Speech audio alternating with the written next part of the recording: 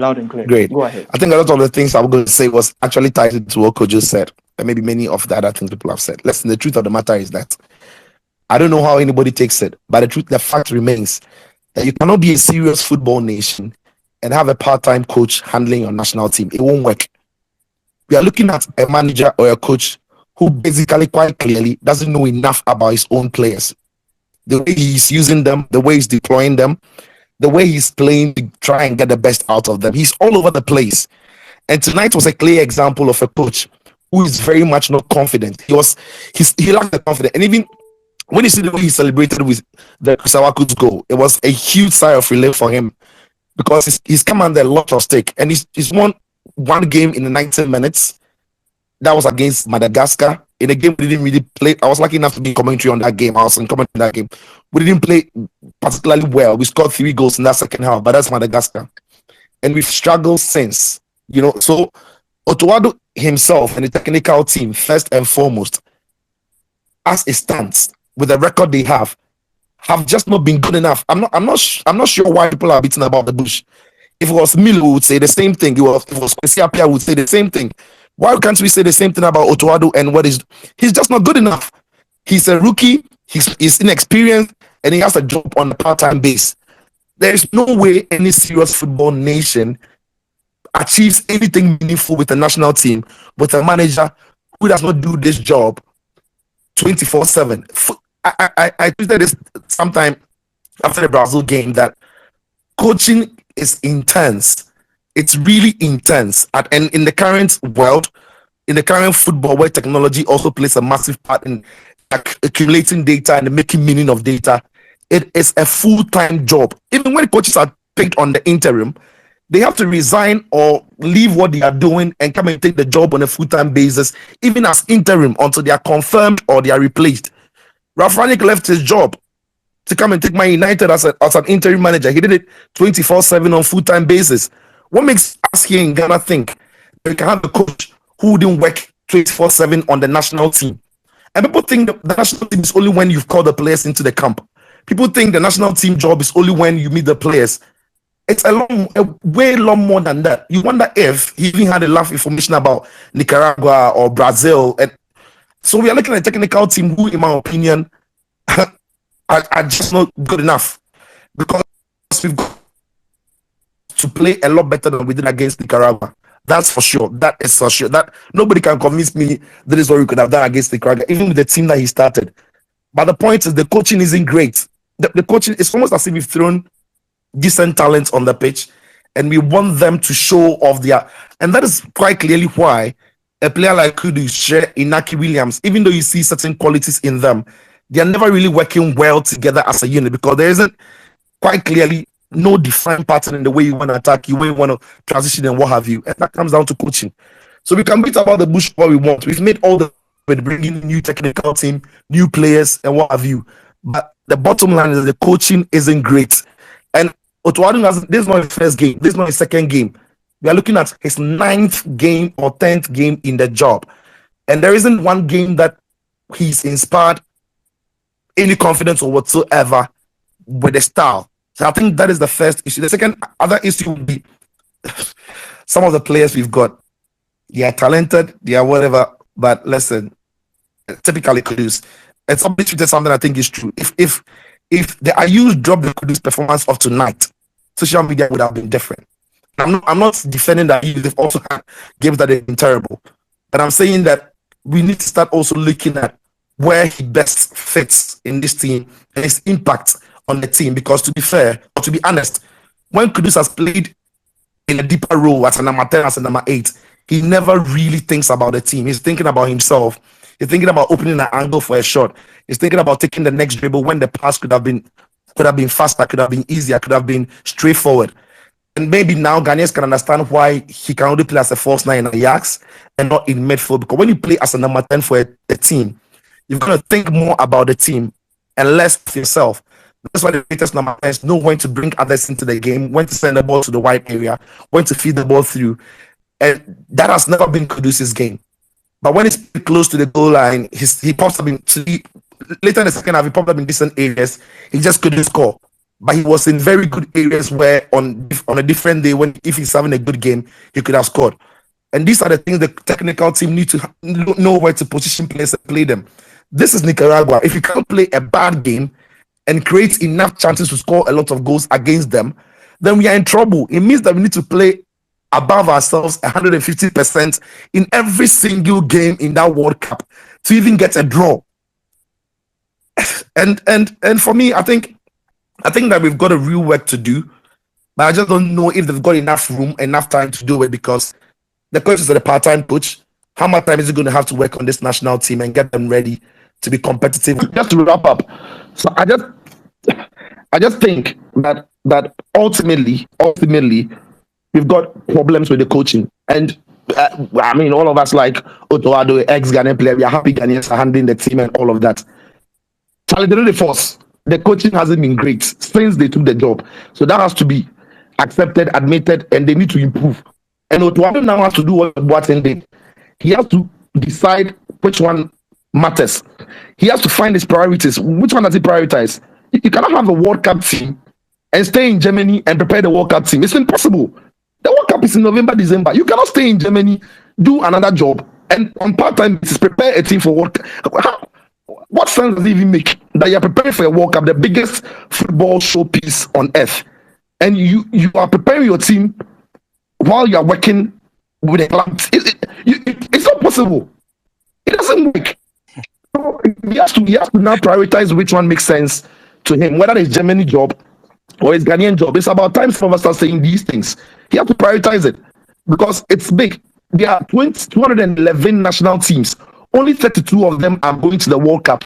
It's a huge stage. If you cannot drop that Germany job and take up the Black Stars for the World Cup, then you cannot coach it. You cannot coach the team. So that one is on the side. And the players too need guidance. And that is why I'm sticking with because the quality, there's enough quality in the team to play far better than. I watched Tunisia lose against Brazil 5-1. Yes, they lost, but their performance was far better than what Ghana gave to Brazil. And Brazil had to change gears. They actually had to change gears to beat Tunisia. Brazil didn't have to stress to beat Ghana. So the scoreline might be deceptive, but look at the performances. And so the players, we've got enough quality somewhere where we can work with. Now, if somebody tell you what happened, you go feel cry right now. So I really understand you. I really get the sentiments and everything you're saying. But I really want to touch on one point that you made. You said if we cannot create goal scoring opportunities against Nicaragua, then we really have a big problem. I just want to use that to touch on our attack. And I want to take this to Michael. Mish, you wrote a very good piece today touching on formations and everything. What about our attack is not clicking? Or what about it is not making it be in sync for us to have with the kind of attackers we have? You look at Bukhari today, pace everywhere, but to what end? Kudus today, same, just as Situ said. What is wrong with the attack? Okay, before I start, let me just get by saying this. I think some of the criticism of Otto is really unfair. I understand where it's coming from, but it's really unfair. The Black Stars was at a point whereby it looked so clueless. This gentleman comes in and he introduces a particular form of system to the Black Stars, which qualifies the team to the World Cup. That aside, I mean, the team has not been so impressive ever since that happened. We've had some very poor results. Some very poor results on the way and all of that. But so that's, let me just get to your question now. There's one thing about, there's a difference between understanding the system you want to play and knowing the profiles you want to put in that system also. So for instance today, when I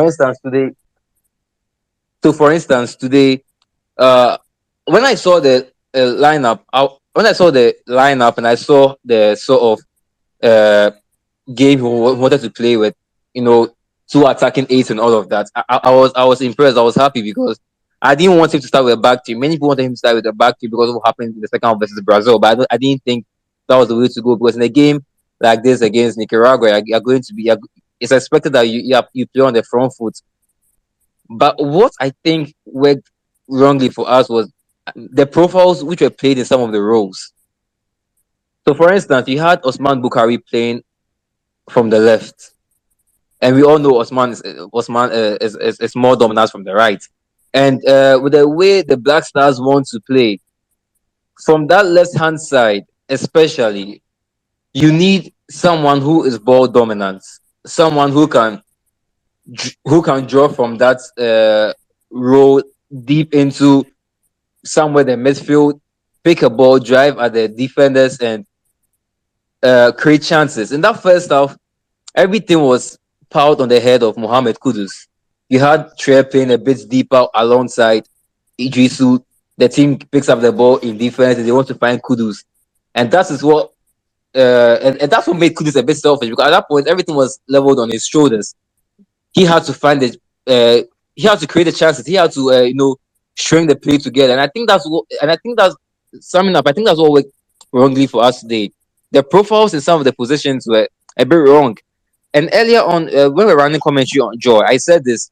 I wanted to see more from Kofi Tre, because in the first half, all he was doing was picking up the ball and trying to find Kudus, or trying to play a long pass to either Osman Bukhari or Fatah Isahako. But when I know Tre can do more, he can pick up a ball deep in midfield, drive at opposition defenders, and link up play better.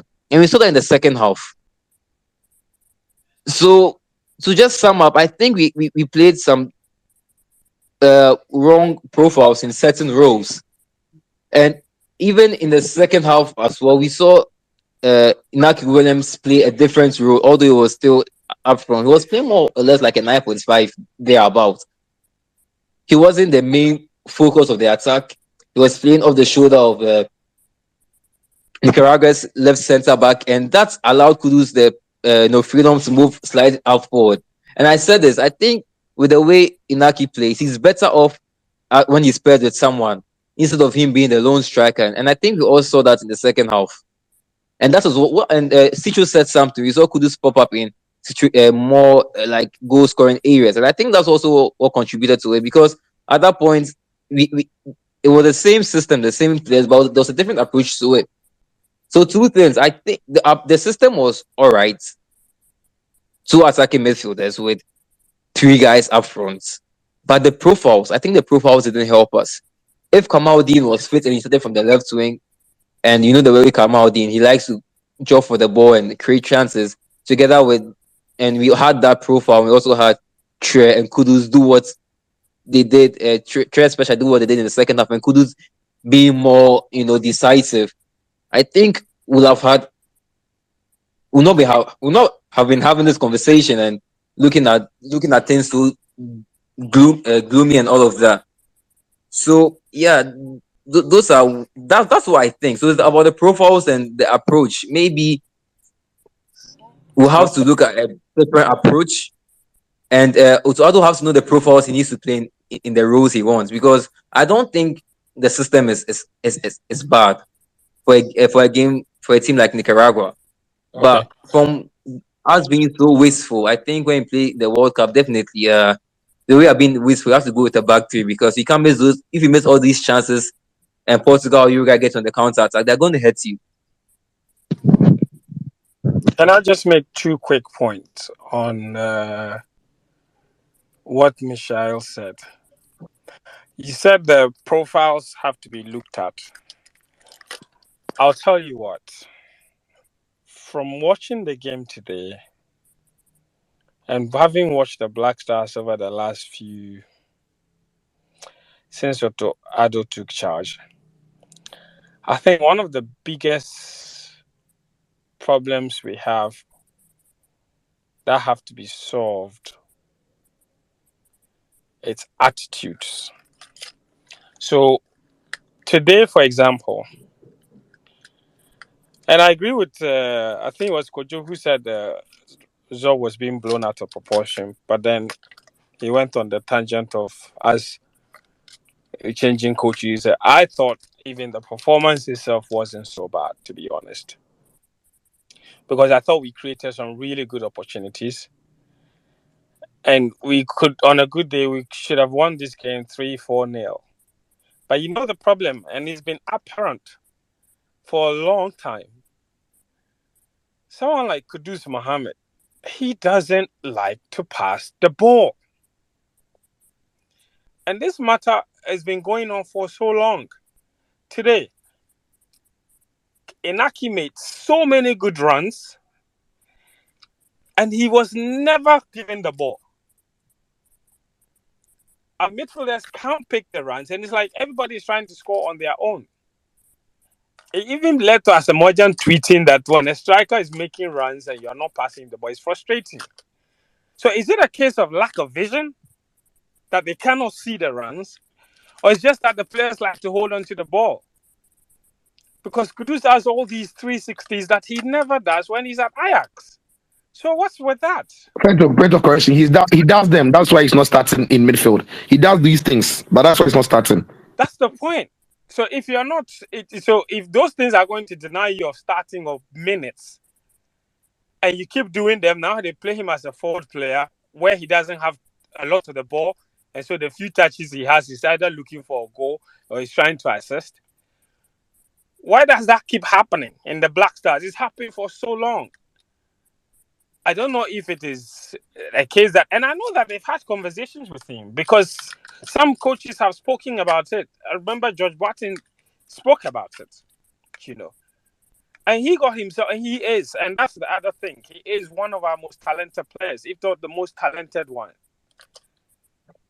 So he has to recognize that and help his teammates, bring his teammates into play and release the damn ball. I think, honestly, in today's game, if they made that pass one touch quicker or two touches quicker, we probably wouldn't be having this conversation. Because I saw Inaki make some really, really good runs where he played today.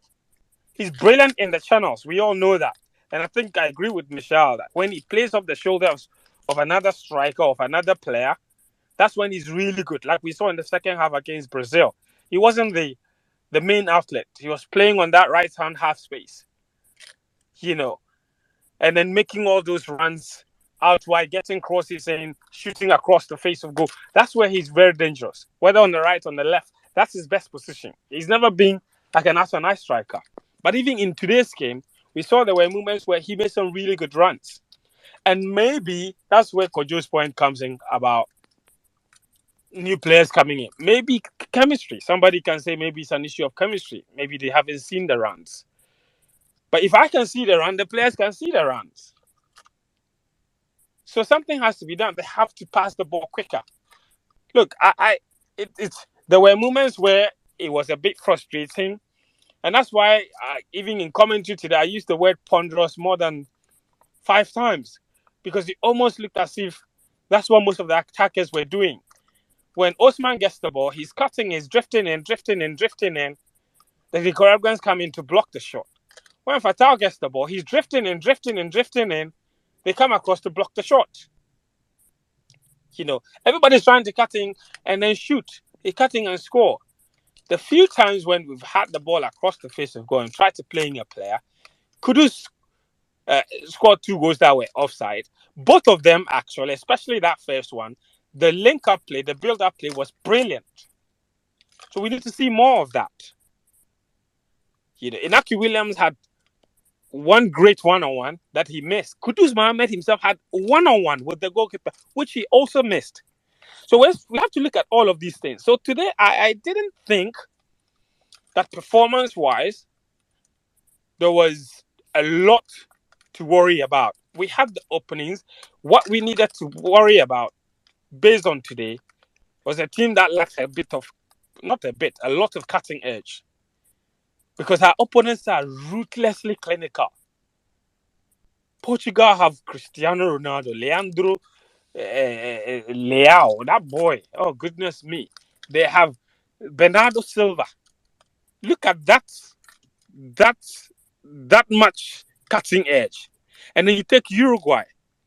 Okay, Nunes might be struggling now, but he won't be when he comes up against the Black Stars. They have Valverde in the form of his life. Suarez is still there. They've got Cavani. If you go to South Korea, Son Heung-min is one of the most clinical strikers in Europe. So that's what you're coming up against. So when they get that one chance, they'll score. We need 50 to score one. That's where the real problem lies. So we've come up against two different profiles of opposition now. One that was markedly better, and they denied that opportunities throughout the entire game and punished us and hurt us real bad. Then we come up against an opposition that we dominated. We created the chances. We didn't convert them. For me, that's where our biggest problem lies. So I really do think genuinely that today's game, yes, I understand the frustration of not scoring more than one. But in terms of what we created today, I was happy with how much we created. And we even had the potential to create more. Maybe some of these things will come with a bit more chemistry, with a bit a slightly altered attitude.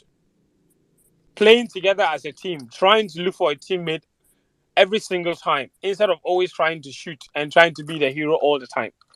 I think these are the biggest problems that we have. Defensively today, of course, you can say Nicaragua didn't threaten. But it's good to see Salisu and Amate in the back there forming some really good partnership. I love the way they progressed the ball. The understanding was very good. When one goes, the other one stays. And it was really good partnership. And for me, that gave me a lot of positives. Of course, Richard Ofori wasn't threatened much, so we didn't see a lot of him to really comment on goalkeeping today. But the centre backs today, they were dominant. The middle of the park, I was very impressed with Kofi Tre as well. And that's not the first time I've been impressed with him. Against Comoros, he was our best player on the pitch. We need to see him more. A lot of us have spoken about it, and we really need to see him more. Because I have said that perhaps, in my opinion, because we are not such a good side, especially offensively, if we concede one goal against any of our opponents at the World Cup, it will be difficult to see us coming back. So we need to focus on not conceding. And for me, the best way we can set up to not concede is put three men in the middle of the park. And I'm looking at, for example, if we play someone like Baba Idusi in the middle, and then Partey on the right side of him and Tre on the left side of him, the two of them occupying those half spaces, and Kudus get behind Inaki. That, for me, offers the team a lot of solidity with wing backs, of course, and three centre backs. Because it looks like Addo didn't listen to anybody or any Ghanaian over the last 4 days. Because when he made the substitutions and brought in Andrea, you need to come Baba Idusu and brought Ayu to come and partner Tre in the middle of the pack. Of course, we know that Nicaragua were not going to cause them problems. But the fact that he had to even think about it, I don't understand what his thinking is. Yeah. I like Otto Addo, because I feel like he's bold. And he has shown that he has balls in certain situations. No, hold on, Sicho. Because he has shown that he has balls in certain situations. And how we qualified for the World Cup was testament to that. Okay? He was ruthless. He made 3 changes at the start of the second half in his very first job as Black Stars coach. It's very rare to see that happen, but he did it.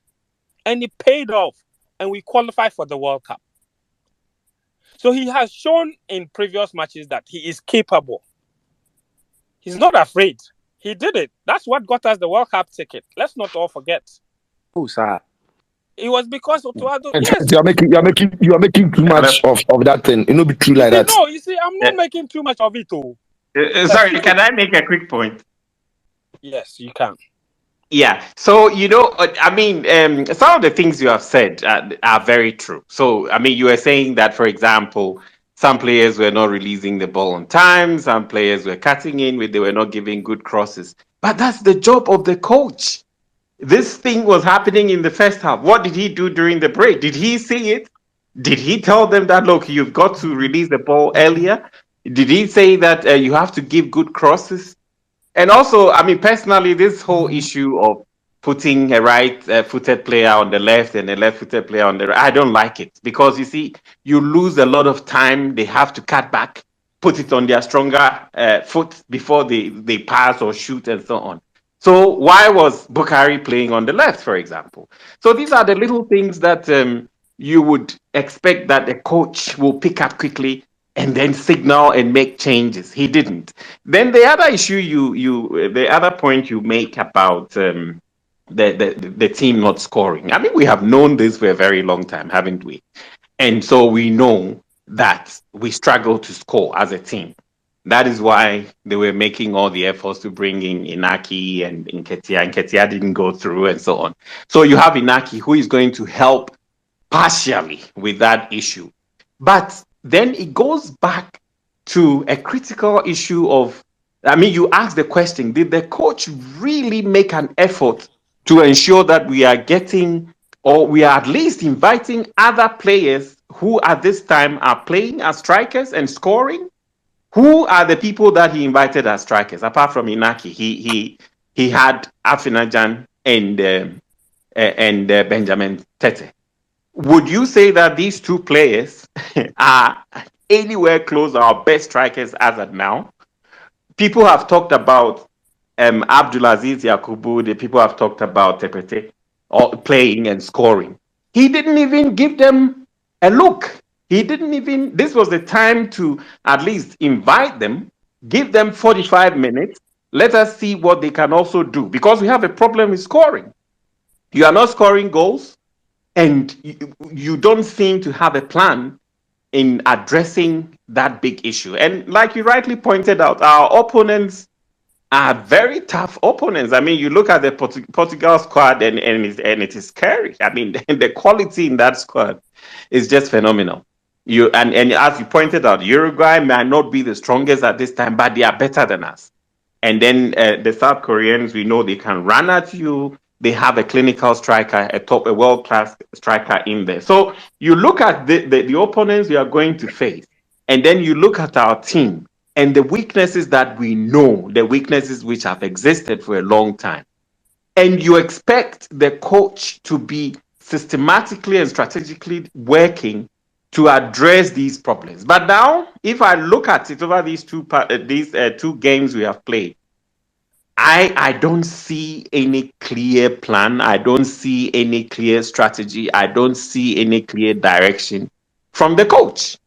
And yes, I mean, some of the players made some mistakes here and there, but did you really see anything from the bench that was addressing what was happening on the pitch? I mean, we were playing Nicaragua. It's not the toughest team in the world.